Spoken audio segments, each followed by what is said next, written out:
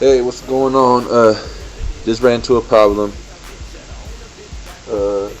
Taking apart my iPod.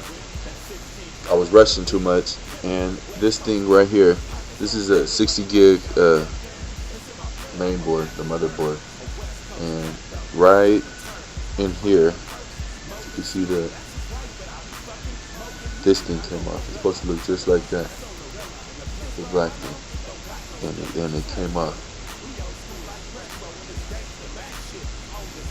and I have it, but it doesn't look like it's able to get put back on. So can anybody tell me if do I just gotta get a new main board, or should I just get a new one of these and put it on some way, or just let me know what's going on, because those things are real fragile, and the sad thing about it is I can get to two of them.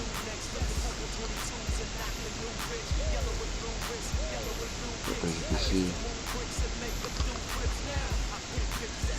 I don't know what I was thinking. Just rushing.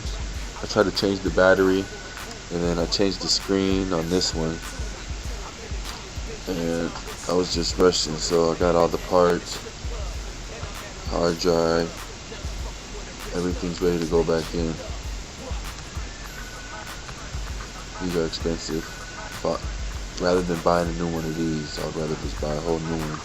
Unless someone knows where to get a good deal for one, but everything I've seen is like at least like $80, and for $80 I'd rather just pay a little more and get a brand new iPhone.